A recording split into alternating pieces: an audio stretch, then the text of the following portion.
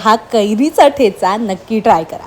आम्ही आणलेल्या कैऱ्यांना मस्तपैकी पाण्यात धुवून घेतलं, त्यानंतर त्यांची साल काढून घ्यायची, कारण अशाने कैरी कमी तुरट होते आणि छान आंबट लागते।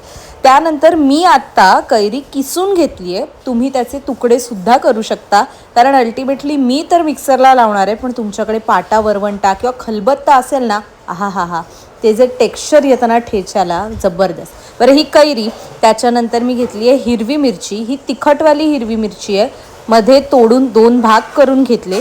त्याबरोबर आहे शेंगदाणे, लसूण, जिरं आणि हे आहे पिंक सॉल्ट। हे सगळं आता पहिले मी तव्यावर भाजून घेणार, कैरी नाही बरं। मिरची आणि शेंगदाणे गॅस चालू असतानाच भाजायचे, मग गॅस बंद करायचा, त्यामध्ये थोडंसं तेल टाकायचं, त्याच्यामध्ये आपण टाकणार आहोत लसूण आणि त्याबरोबरच टाकणार आहोत जिरं। गॅस बंद करूनच ही फोडणी द्या, अन्यथा जो काही घरात ठसका लागेल त्याला मी काही करू शकत नाही।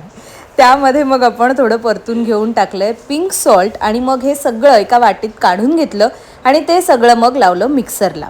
यामध्ये मी पहिले कोथिंबीर टाकायला विसरले होते, पण तुम्ही आधी टाकली तरी चालेल, पण जेव्हा माझ्या लक्षात आलं तेव्हा मी लगेच कोथिंबीर धुवून निवडून त्यामध्ये टाकली आणि ती पण थोडीशी वाटून घेतली। अगदी पेस्ट नाही बनवायची, छान चंकी टेक्स्चर हवं, अशा पद्धतीने मी डेकोरेट केलं होतं।